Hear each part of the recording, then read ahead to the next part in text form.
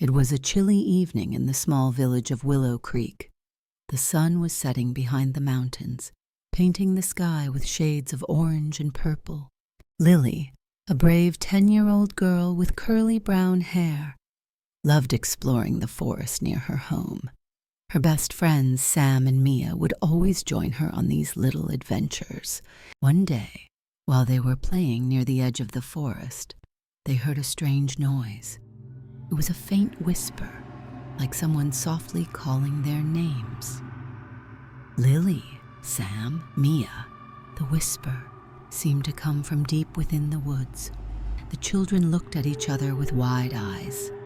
"Did you hear that?" Sam asked, his voice a little shaky.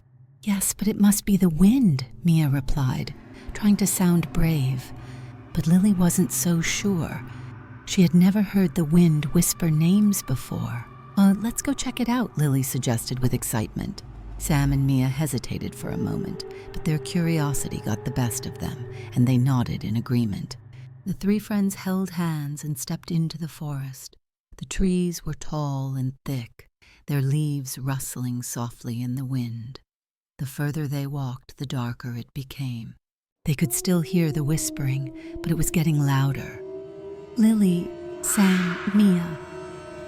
"I don't like this," Sam muttered, squeezing Lily's hand tighter. "Me neither," Mia added, looking around nervously. But Lily kept moving forward, determined to find out where the whispers were coming from. Suddenly, they stumbled upon an old abandoned cabin. It was small, with broken windows and a door that creaked in the wind. The whispers seemed to be coming from inside. Lily took a deep breath and pushed the door open. Inside it was dark and cold. The children could barely see anything.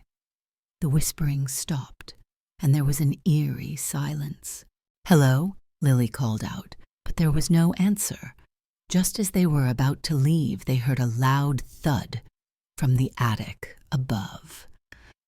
The children froze. "What was that?" Mia whispered. "I think we should leave," Sam suggested quickly, but Lily shook her head. "No, we need to find out what's making that noise," she insisted. With that, they slowly climbed the creaky stairs to the attic, their hearts pounding in their chests. As they reached the top, they saw a small dusty chest in the corner of the attic. It looked very old, with strange symbols carved into the wood. The whispers started again, louder this time. "Open it, open it."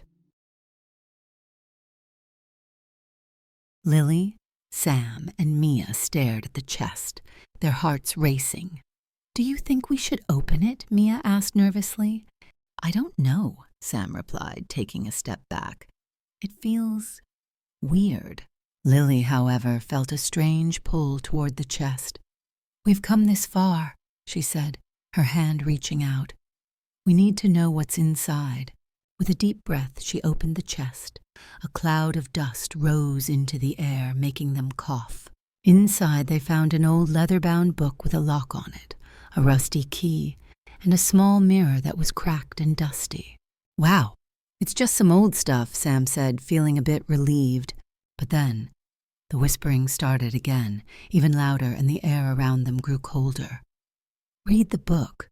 Use the key," the whispers urged. The children looked at each other, unsure of what to do. Lily picked up the key and inserted it into the lock on the book. It clicked open with a creak. She opened the book slowly, and as she did, the room seemed to grow even colder. The first page had strange symbols and drawings of the forest, the cabin, and them. Their eyes widened in shock. How is this possible?" Mia gasped, pointing at a drawing that looked exactly like them standing in the attic. "Maybe we should stop," Sam suggested, fear creeping into his voice.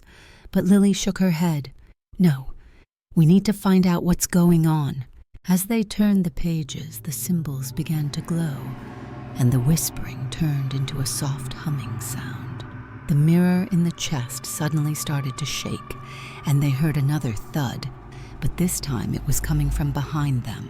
They turned around slowly, and there it was, a shadowy figure standing in the doorway of the attic. It was tall and seemed to be floating, its eyes glowing a pale blue. The children screamed, dropping the book. The figure moved closer, whispering softly, "You have awakened the forest spirits. Now you must play their game." Lily asked, scared, "What do you mean by a game?" The figure's whisper was like the wind rustling through the leaves. "You must play the game to leave the forest, or stay trapped here forever." Mia grabbed Lily's arm. "Lily, we should go," she urged. But the figure shook its head. "It's too late to leave now. The game has already begun," it whispered. And suddenly the floor beneath them began to tremble.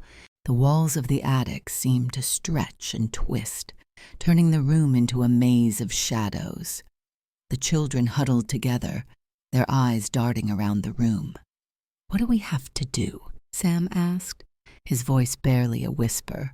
The figure pointed to the mirror, which had stopped shaking and was now glowing faintly. "Find the 3 hidden items. Only then will the door open, and you can leave."